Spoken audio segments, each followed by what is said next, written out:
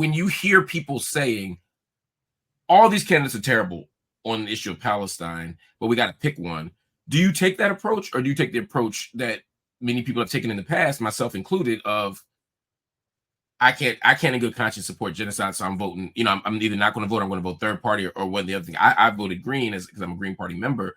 But this is the challenge you have, and I want to know your take on this as somebody on the ground doing the work.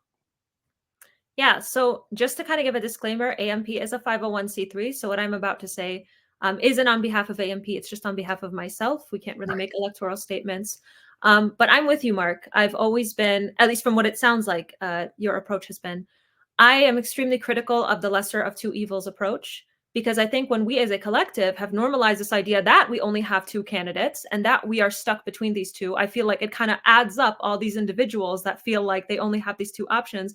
And then, of course, we're going to be perpetually locked in this binary. Like we're never going to challenge this status quo. And so I have been very pleased with the recent campaigns for folks to vote third party. And I think we can see that an incremental shift that does signal that there is a large grassroots movement that is going to be very effective in the coming years.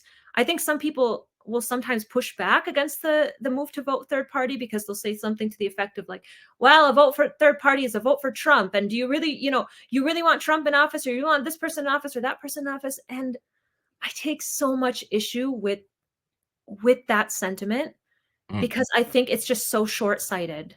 Yes, I mean, could somebody say that Trump is worse than Biden? Of course, right? But is perpetually voting for Biden because we don't want Trump, like where is the accountability for the party? What are the mechanisms to be able to bring accountability to the party and to show them, well, in the long term, maybe we'll have better options. Maybe it isn't two congruent evils. Maybe there is. That's a really important point.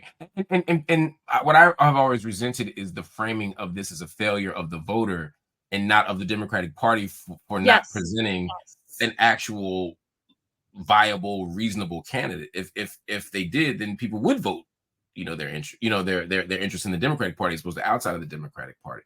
I think what I've struggled with as I think about both domestic and foreign policy issues more recently is sort of how to thread that needle, right? Like, Trump, I think, is materially worse for Palestine than Biden. I'm just thinking about things like UNRWA or vetoing security resolutions at a moment where I think the tide is turning, providing even more weapons. There's a reason why Netanyahu prefers Trump to win.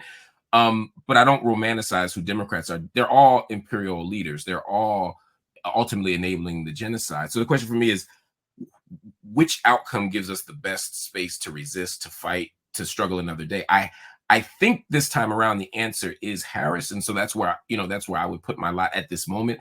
But I don't vote shame people, and I don't believe it's wrong to vote the other way.